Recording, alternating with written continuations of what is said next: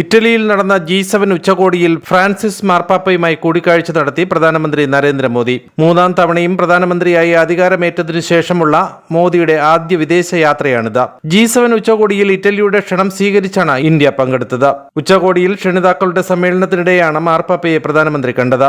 മാർപ്പാപ്പയെ ആലിംഗനം ചെയ്ത നരേന്ദ്രമോദി അദ്ദേഹത്തിന്റെ കൈപിടിച്ച് കുശലാന്വേഷണം നടത്തുകയും ചെയ്തു.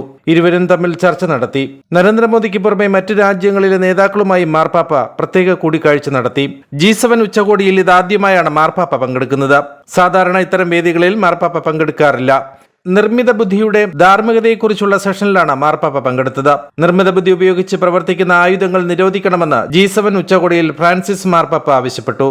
സായുധ പോരാട്ടങ്ങൾ ദുരന്തമാകുന്നതിന്റെ വെളിച്ചത്തിൽ നിർമ്മിത ബുദ്ധി നിയന്ത്രിക്കുന്ന ആയുധങ്ങൾ വികസിപ്പിക്കുന്നതും ഉപയോഗിക്കുന്നതും സംബന്ധിച്ച് പുനർവിചിന്തനം നടത്തേണ്ട സമയം അതിക്രമിച്ചെന്നും അവ പൂർണ്ണമായും നിരോധിക്കണമെന്നും മാർപ്പാപ്പ ആവശ്യപ്പെട്ടു.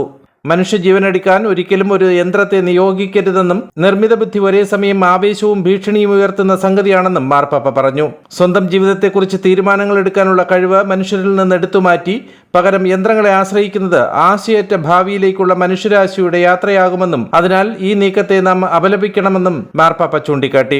നിർമ്മിത ബുദ്ധി ഉപയോഗത്തിന്റെ നൈതികതയെക്കുറിച്ചുള്ള ചർച്ചയിലാണ് ഫ്രാൻസിസ് മാർപ്പാപ്പ ഭാഗമായത്.